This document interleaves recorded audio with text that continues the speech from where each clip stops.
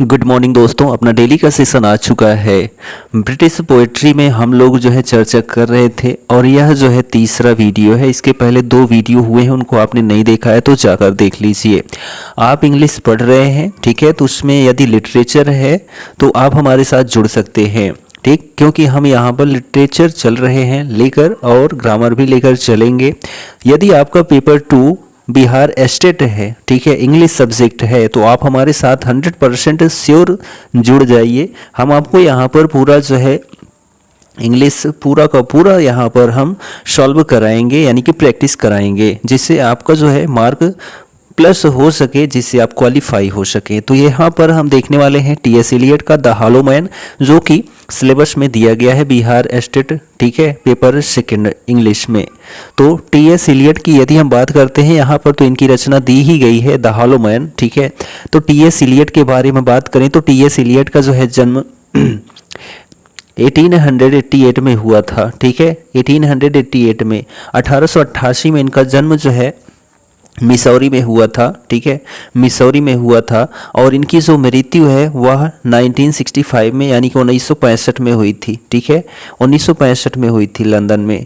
तो यहाँ पर ये 2 पॉइंट आपको याद रखना है। और इनको एक पॉइंट मोस्ट इंपॉर्टेंट है, 1948 में, यानी कि 1948 में नोबेल पुरस्कार भी मिला था किनको, तो टी.एस. एलियट को। तो ये 3 पॉइंट हैं जिनको आपको याद रखना होगा, ठीक है। और उसके बाद जो क्वेश्चंस होंगे इनकी रचना से होंगे या फिर हॉलो मैन से क्वेश्चन पुटअप किया जाएगा आपके स्टेट पेपर में। चलिए अब यहाँ पर हम देखते हैं इनसे संबंधित जो क्वेश्चन है, ऑब्जेक्टिव क्वेश्चन। देखिए यहाँ पर जो द हॉलो मैन है, ठीक है, ये जो हॉलो मैन है ये कब प्रकाशित हुआ था, हम कह सकते हैं कि कब पब्लिश हुआ था, तो 1925 में, ठीक है, 1925 में पब्लिश हुआ था। और इसकी हम राइमिंग स्कीम की बात करते हैं तो इसमें कोई भी राइमिंग स्कीम नहीं है, ठीक है, कोई भी राइमिंग स्कीम नहीं है, ठीक। इसमें जो फोकस किया गया है द हॉलो मैन में वह फेथलेस, ठीक है, फेथलेसनेस एंड सोशल डिक्लाइन को जो है फोकस किया गया है, ठीक है, हम थीम कह सकते हैं एक प्रकार से। टी.एस. एलियट का जो पूरा नाम है वह क्या है, तो थॉमस स्टर्न्स एलियट है, ठीक। चलिए अब यहाँ पर हम देखते हैं इसका पहला प्रश्न क्या कहता है द हॉलो मैन का। How does the hollow man reflect the mindset of modern writer, ठीक है। तो जो हॉलो मैन रचना है टी.एस. एलियट की, यह जो है क्या करती है, जो मॉडर्न युग के राइटर्स हैं उनके माइंडसेट को कैसे रिफ्लेक्ट करती है, यानी कैसे बदलती है। तो यहाँ पर जो आपका ऑप्शन है, ठीक है, B, through alienation, fragmentation and spiritual emptiness, ठीक। तो यहाँ जो ऑप्शन आपका बी है करेक्ट आंसर है। तो यहाँ पर जो है ABCD जो ऑप्शंस है वह नहीं है, उसको आप समझ सकते हैं, हम तो आपको बताएंगे, ठीक। चलिए यहाँ पर 2nd नंबर क्वेश्चन देखिए द हॉलो मैन से what does shadow mean in T.S.. Eliot's poem. तो शैडो यानी कि जो यहाँ पर वैसे तो शैडो मीन्स छाया होती ही है, ठीक है, परछाई होती ही है। तो यहाँ पर टी.एस. एलियट की कविता द हॉलो मैन में इसका मतलब क्या है, तो इसका जो मतलब है एन ऑब्स्टेकल है। क्या है, एन ऑब्स्टेकल है। तो जो ऑप्शन आपका ए है करेक्ट आंसर हो जाता है। चलिए नेक्स्ट क्वेश्चन देखिए What is the significance of images of fertility is T.S. Eliot's The Hollow Man। तो यहाँ पर जो चित्र बनता है, ठीक है, फर्टिलिटी का किसमें, टी.एस. एलियट की कविता में, वह क्या है। तो यहाँ पर जो आपका ऑप्शन है, ठीक है, option B the hollow inside of the man of last generation, option B is the right answer, ठीक है। क्वेश्चन नंबर नेक्स्ट देखिए what is stated in the final stanza of the hollow man, ठीक है। तो जो final stanza है the hollow Man का, उसमें क्या कहा गया है या क्या है। तो यहाँ पर आपका ऑप्शन है this is the way the world end then not with a bang but a whimper, option जो आपका ए है एकदम राइट आंसर हो जाता है, ठीक है।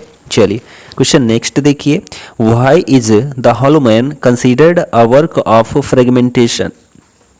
तो यहाँ पर जो है क्या किया जाता है, कंसीडर्ड किया जाता है वर्क ऑफ फ्रेगमेंटेशंस का, वह क्यों किया जाता है द हॉलो मैन में, ठीक है। तो यहाँ पर आपका ऑप्शन देखिए जो ऑप्शन नंबर आपका ए है, ठीक है, वह करेक्ट आंसर है। Due to its division into 5 sections, ठीक है, 5 चरणों में या 5 सेक्शंस में बांट दिया गया with death, desolation and dryness, option आपका ए है करेक्ट आंसर, ठीक।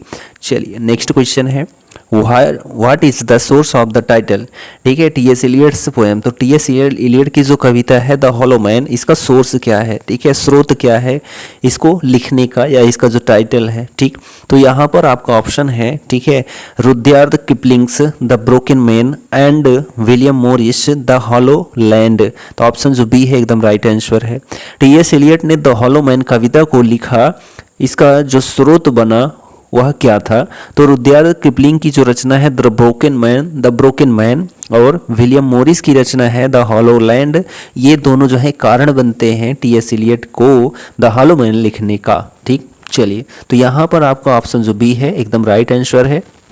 क्वेश्चन नंबर नेक्स्ट है, what do cactus land and dead land signify in T S Eliot's poem the hollow man, ठीक है। तो क्या है, cactus land and dead land signify करता है, ठीक है, टी एस इलियट्स की कविता द हॉलो मैन में। तो यहाँ पर आपका ऑप्शन है, ठीक है, spiritually barren and lifeless society, जो ऑप्शन आपका ए है करेक्ट आंसर हो जाता है, ठीक। चलिए, नेक्स्ट क्वेश्चन है, what are the musical devices rhyme and meter in T S Eliot's the hollow man, ठीक है। तो जो है म्यूजिकल डिवाइस क्या है, राइम क्या है, मीटर क्या है टी एस इलियट्स की कविता हॉलो मैन में। तो यहाँ पर जो आपका ऑप्शन बी है, free verse with occasional iambic pentameter में लिखा गया कविता है the hollow man by T S Eliot, ठीक। चलिए, अगला क्वेश्चन है, what does hollowness symbolise in the poem the hollow man, ठीक है। तो जो हॉलोनेस है यह क्या सिंबलाइज करता है कविता में, कौन सी कविता, द हॉलो मैन में। तो यहाँ पर आपका ऑप्शन है, ठीक है, ऑप्शन नंबर सी, ठीक है, क्या है, तो the emptiness of European culture in the wake of first world war, ठीक है। तो ऑप्शन जो आपका सी है वह एकदम करेक्ट आंसर हो जाता है। क्वेश्चन नंबर नेक्स्ट है, what literary movement produced the hollow man, ठीक है। तो लिटरेरी मूवमेंट जो है वह कौन सा था जो हॉलो मैन को जो है उत्पन्न करता है। तो यहाँ पर आपका ऑप्शन है मॉडर्निस्ट मूवमेंट, ठीक है, जो आधुनिक आंदोलन है वह कारण बनता है द हॉलो मैन लिखने का। तो यहाँ पर दो हॉलो मैन है, यह कब पब्लिश हुआ था, तो हमने आपको स्टार्टिंग में ही बता दिया था 1925 में, ठीक है। चलिए, क्वेश्चन नेक्स्ट है, how does the mood off the naming of cats differ from the hollow Man. तो यहाँ पर जो है, how does the mood off the naming of cats differ from the hollow Man. तो यहाँ पर आपका जो ऑप्शन है, ठीक है, जॉयस एंड सेलिब्रेटरी, तो option A is the right answer. Question number यहाँ पर नेक्स्ट देखिए, discuss the two epigraph which have been used in the poem the hollow Man. तो दो एपिग्राफ जो हैं उनका प्रयोग द हॉलो मैन कविता में किया गया है, वह दोनों एपिग्राफ कौन है, ठीक है। तो यहाँ पर देखिए, Conrad's heart of darkness and जो है गाई फॉक्स, ऑप्शन जो आपका डी है एकदम राइट आंसर हो जाता है, ठीक है। क्वेश्चन नंबर हम नेक्स्ट बात करते हैं, the poem the hollow man ends with the line. तो जो पोएम है, कविता है, ठीक है, टी एस इलियट की द हॉलो मैन, यह किस पंक्ति के साथ खत्म होती है, अंत होती है, किस पंक्ति के साथ इसका अंत होता है। तो यहाँ पर जो पंक्ति बनती है, this is the way the world ends not wing with a bang but a Vim sir, option जो आपका बी है वह करेक्ट आंसर है, ठीक है। चलिए, नेक्स्ट क्वेश्चन देखिए, what does the star mean as a symbol in the poem the hollow Man. तो यहाँ पर देखिए, व्हाट डज द स्टार, ठीक है, क्या स्टार है, mean as a symbol in the poem, ठीक है, कविता में, ठीक है, प्रतीक है द हॉलो मैन। तो यहाँ पर जो आपका ऑप्शन है, ठीक है, symbol of religion and science, option A is the right answer, option A is the right answer. It can represents the star of Bethlehem points को आपको याद रखना है, ठीक है, बेथलेहम, ठीक है, बेथलेहम पॉइंट्स को याद रखना है। It can represents the star of Bethlehem, ठीक है। क्वेश्चन नंबर नेक्स्ट देखिए, how does the broken syntax in the hollow Man reflects the motive of broken objects. यहाँ पर आपका ऑप्शन बी है, एज एन देखिए artifact of civilisation, option B is the right answer, ठीक है। अब यहाँ पर हम देखने वाले हैं पीबी शेली का ओzymandias, ठीक है, पीबी शेली का है ओzymandias जो कि मोस्ट इंपॉर्टेंट रचना है, ठीक है। तो इसको भी आपको पढ़ना है, आपके सिलेबस में दिया गया है। पीबी शेली का ओzymandias, ठीक है। तो हम यहाँ पर बात करते हैं किसकी, तो पीबी शेली की, ठीक है। तो पीबी शेली की बात करें तो यह जो है कैसे पोएट हैं, तो पहले हम यहाँ पर पोएट के बारे में ही जानते हैं। तो पीबी शेली, तो पीबी शेली को यदि हम जाने तो यह जो है कैसे पोएट हैं, तो हम कहेंगे रिबेलियस पोएट हैं। कैसे पोएट हैं, तो आप कहेंगे जो है रिबेलियस पोएट हैं पीबी शेली, ठीक है। तो ये पॉइंट आपको याद रखना है, यह एक जो है रिबेलियस पोएट है पीबी शेली, ठीक है। इनका जो पूर्ण नाम है वह क्या है, तो पर्सी बायसी शेली है। क्या है, पर्सी बायसी शेली है पीबी शेली का जो पूर्ण नाम है, ठीक। यहाँ पर यदि हम बात करते हैं जो ओzymandias है, ठीक है, इनकी रचना क्या दी गई है आपके सिलेबस में, तो ओzymandias दी गई है।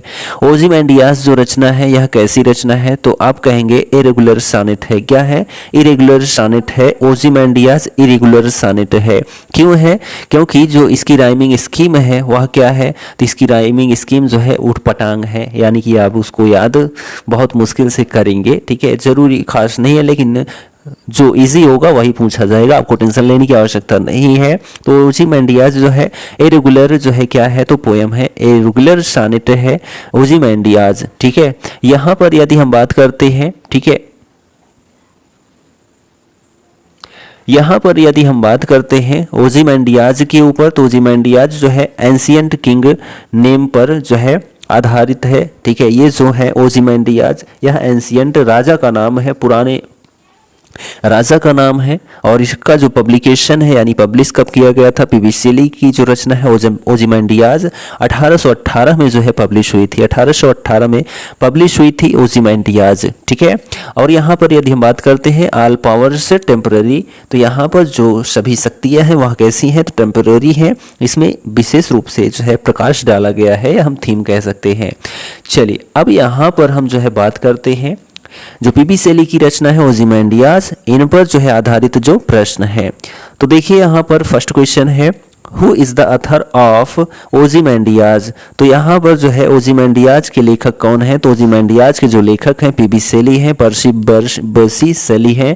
ऑप्शन जो आपका सी है करेक्ट आंसर हो जाता है, ठीक है। चलिए नेक्स्ट क्वेश्चन है, who is the speaker of the poem Ozymandias, ठीक है। तो ओzymandias का स्पीकर जो है यानी कि वक्ता कौन है, तो यहाँ पर हम ऑप्शन डी देख रहे हैं, the traveller, the poet and Ozymandias. तो यहाँ पर जो ऑप्शन डी है करेक्ट आंसर है। तो इनमें तीनों है, ट्रेवलर भी है, पोएट भी है और ओzymandias भी है। तो ऑप्शन जो डी है करेक्ट आंसर हो जाता है। चलिए यहाँ पर हम बात करते हैं क्वेश्चन नंबर नेक्स्ट की, the poem Ozymandias is mainly about. तो जो ओzymandias है मेनली अबाउट किस पर आधारित है, तो यहाँ पर हम देखेंगे तो ऑप्शन जो ए है, an ancient and cruel rural, ठीक है, निर्दयी जो शासक था, ठीक है, statue destroyed by the effects of time, ठीक है। तो यहाँ पर जो आपका ऑप्शन ए है करेक्ट आंसर हो जाता है, ठीक है। चलिए क्वेश्चन नंबर नेक्स्ट देखिए, what kind of king was Ozymandias according to statue. तो यहाँ पर जो आपका ऑप्शन है, ठीक है, a cruel and powerful king, ठीक है। तो यहाँ पर एक निर्दयी और जो है शक्तिशाली राजा के ऊपर जो है, ठीक है। चलिए ऑप्शन जो डी है करेक्ट आंसर है। PB Shelley lived for a span of, तो PB Shelley lived for a span of, तो option D 29 to 30 years, option D is the right answer, option D is the right answer.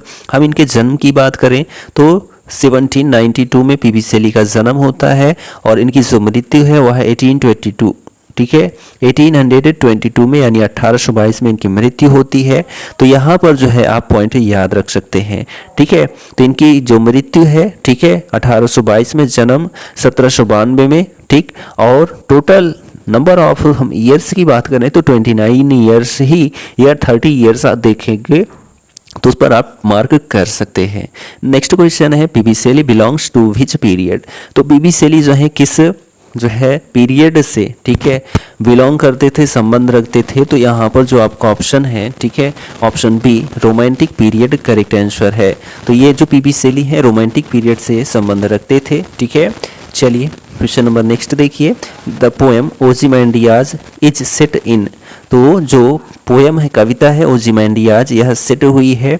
तो यहाँ पर आपका जो option है, ठीक है, यहाँ पर जो आपका ऑप्शन है द डेजर्ट करेक्ट आंसर है, ठीक है, द डेजर्ट करेक्ट आंसर है। चलिए नेक्स्ट क्वेश्चन देखिए, what did the traveller had seen in the desert in the poem ओजीमेंडियाज।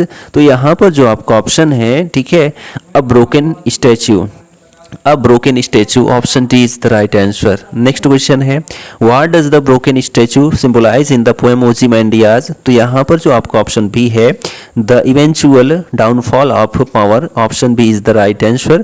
Question number next देखिए, PB Shelley was born in which year. PB Shelley का जो जन्म है वह कब हुआ था? 1792 में इनका जन्म हुआ था। 1822 में इनकी मृत्यु हुई थी। टोटल नंबर ऑफ हम ईयर्स की बात करते हैं तो कहीं पर 29, कहीं पर 30, तो इन दोनों ऑप्शन जो है आपका करेक्ट आंसर है। ठीक है, एक दिया गया है तो एक ही है, दो दिया गया तो दोनों। ठीक है, तो यहाँ पर जो पीबी शेली का जन्म है वह 1792 में हुआ था, तो ऑप्शन ए आपका राइट आंसर हो जाता है, ऑप्शन ए राइट आंसर हो जाता है। चलिए नेक्स्ट क्वेश्चन देखिए, while describing the statue the poet uses the words in ओजीमेंडियाज। तो यहाँ पर जो है जो कवि है वह किन शब्दों का प्रयोग करता है ओजीमेंडियाज में? तो यहाँ पर जो आपका ऑप्शन सी है, सेटर्ड विजेज, सेटर्ड विसेज, ऑप्शन जो आपका सी है करेक्ट आंसर है। ठीक है, चलिए क्वेश्चन नंबर यहाँ पर नेक्स्ट बात करते हैं, तो what is rhyme scheme of Ozymandias. तो ओजीमेंडियाज की जो राइमिंग स्कीम है वह क्या है? तो इसकी जो राइमिंग स्कीम है ओजीमेंडियाज की, ठीक है, देखते हैं यहाँ पर। तो लास्ट में उस राइम स्कीम में क्या है? तो हम कहेंगे एफ है। क्या है? लास्ट में एफ है। तो यहाँ पर लास्ट में देखिए ई है, यहाँ पर ए है, यहाँ पर बी है, तो यहाँ पर केवल ऑप्शन डी दिख रहा है जहाँ पर लास्ट में एफ है। तो राइम स्कीम जो है ओजीमेंडियाज की क्या है? तो हम कहेंगे A B, A C D C, E D E और एफ ई एफ, यह जो है राइम स्कीम है। इरेगुलर जो है सोनेट है। ठीक, तो option D is the right answer. Next question देखिए यहाँ पर है, the traveller had come from, जो यात्री था वह आया हुआ था, इन द पोएम ओजीमेंडियाज। तो कविता जो है ओजीमेंडियाज में कहाँ से? तो यहाँ पर जो आपका ऑप्शन है वह option number C, an antique land. ठीक है, an antique land, option C is the right answer. Question number next देखिए, what is the metre of the poem Ozymandias. तो ओजीमेंडियाज का जो मीटर है वह क्या है? तो ओजीमेंडियाज का जो मीटर है वह आयाम्बिक पेंटामीटर है, ऑप्शन जो ए है वह करेक्ट आंसर हो जाता है, option A is the right answer. ठीक, चलिए क्वेश्चन नंबर यहाँ पर नेक्स्ट देखिए, what kind of poem in is Ozymandias. What kind of poem is Ozymandias. तो ओजीमेंडियाज जो है किस प्रकार की कविता है? तो यहाँ पर आपका जो ऑप्शन है, ठीक है, सोनेट करेक्ट आंसर है। कैसा सोनेट है? तो हम कहेंगे इरेगुलर सोनेट है। कैसा है? तो इरेगुलर सोनेट है। ठीक, तो यहाँ पर आपका जो ऑप्शन है बी करेक्ट आंसर है। ठीक है, यहाँ पर हम बात करते हैं तो सोनेट कितने लाइंस का होता है? तो आप कहेंगे सर 14 लाइंस का होता है। ठीक है, नेक्स्ट क्वेश्चन देखिए यहाँ पर है, क्वेश्चन नंबर 16 है, what is the literal translation of Ozymandias.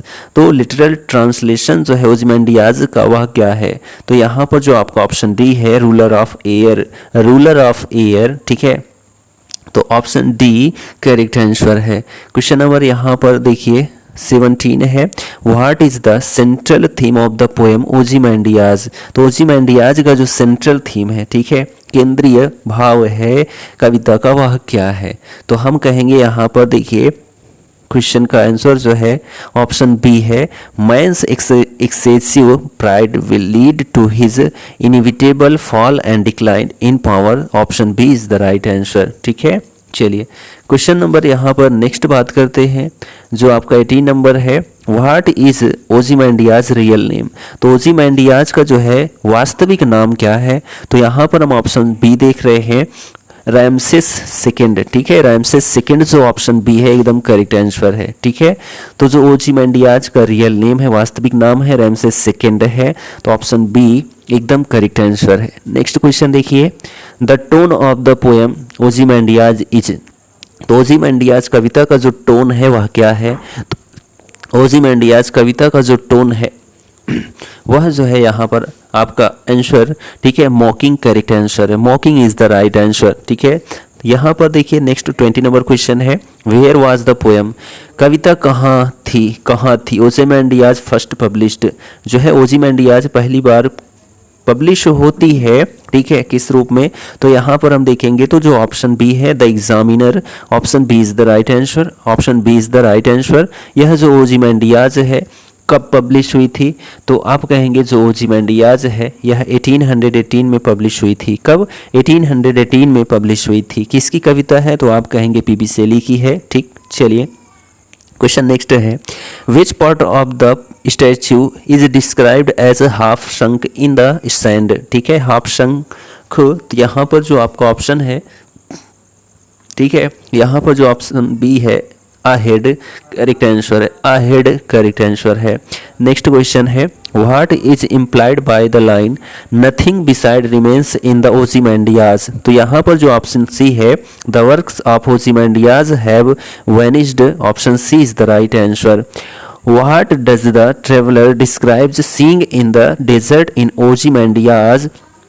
तो यहाँ पर जो आपका ऑप्शन सी है, ठीक है, a colossal statue, a colossal statue correct answer है। ठीक है, नेक्स्ट क्वेश्चन देखिए, who is addressed as a mighty in the poem Ozymandias? तो यहाँ पर जो आपका ऑप्शन बी है फ्यूचर रूलर्स करेक्ट आंसर है, फ्यूचर रूलर्स करेक्ट आंसर हो जाता है। ठीक, चलिए यहाँ पर नेक्स्ट क्वेश्चन देखिए, Shelley wrote Ozymandias in competition with his friend?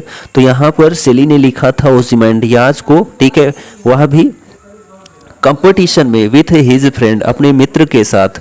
तो यहाँ पर जो आपका ऑप्शन है, ठीक है, option B Horace Smith correct answer हो जाता है, Horace Smith is the right answer. Next question देखिए, the sculptor was able to understand Ozymandias? तो यहाँ पर option B feelings correct answer है, feeling is the right answer. ठीक है, चलिए नेक्स्ट क्वेश्चन देखिए, what are trunkless legs in Ozymandias? तो यहाँ पर ऑप्शन ए है legs without a body, legs without a body, option number A is the right answer.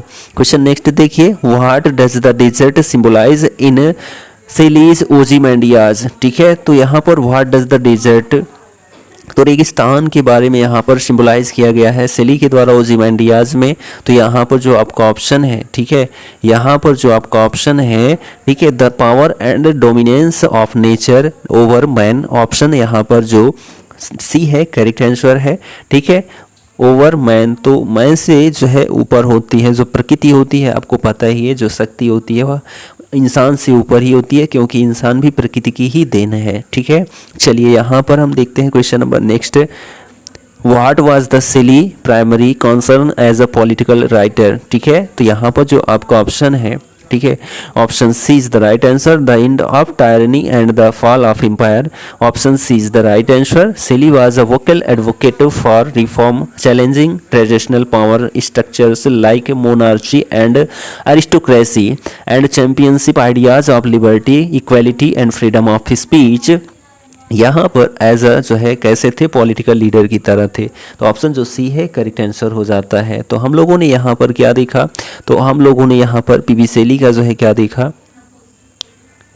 तो यहाँ पर देखिए पीबी शैली को हमने देख लिया ओzymandias के रूप में। अब यहाँ पर हम देखने वाले हैं W.B. येट्स की रचना जो है द सेकेंड कमिंग, इनकी जो है एक रचना हम लोगों ने देख लिया है। ठीक है, द सेकेंड कमिंग आज देखने वाले हैं, इसके पहले इनकी रचना फर्स्ट जो सेशन था हमारा सेलिंग टू बाइजेंसियम, उसको देख लिया था। ठीक है, तो यहाँ पर जो है आज हम इनकी दूसरी रचना जो दी गई है सिलेबस में द सेकेंड कमिंग, उस पर देखते हैं, उस पर चर्चा करते हैं। तो W.B. येट्स की यदि हम बात करते हैं तो W.B. येट्स का जो पूर्ण नाम है विलियम बटलर येट्स है। क्या है, तो विलियम बटलर येट्स है। इनको 1923 में, ठीक है, 1923 में इनको जो है नोबेल पुरस्कार भी मिल चुका है। किनको, तो W.B. येट्स को। यह कैसे पोएट थे, तो हम कहेंगे आयरिश पोएट थे। कैसे पोएट थे, तो आयरिश पोएट थे। कौन, तो W.B. येट्स। ठीक है, इनकी जो है दो रचनाएं हमको सिलेबस में दी गई हैं पढ़ने के लिए, एक तो द सेकेंड कमिंग है और दूसरी जो है